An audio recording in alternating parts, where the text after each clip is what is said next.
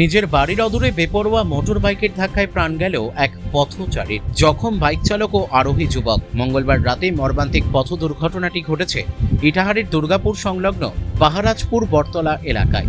পেশায় পাপড় কারখানার শ্রমিক মৃত পথচারীর নাম ঝন্টু দেব, বয়স 48 বছর, বাড়ি পাহারাজপুর এলাকায়। অন্যদিকে জখম বাইক চালকের নাম প্রণয় সরকার ও আরোহীর নাম মনসুর আলম। এদের দুজনের বাড়ি ইটাহারের চাভোট ও কামিনীপুকুর গ্রামে। পুলিশ সূত্রে জানা গিয়েছে, রায়গঞ্জের রূপাহাট থেকে বাইক নিয়ে ফিরছিল দুই যুবক। এদিকে পাহারাজপুর বটতলা এলাকার বাসিন্দা ঝন্টু নিজের বাড়ির অদূরে জাতীয় সড়ক পার হচ্ছিলেন।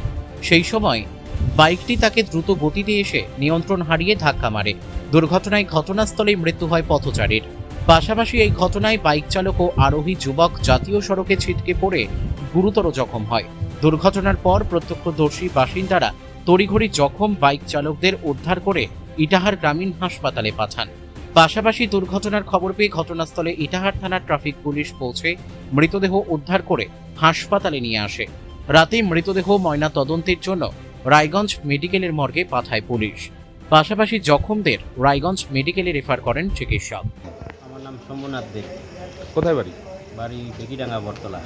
যে মারা গেছে তার নাম? তার নাম ঝন্টু দেব। বয়স কেমন হবে? বয়স 52, 50-52, না 48। 48।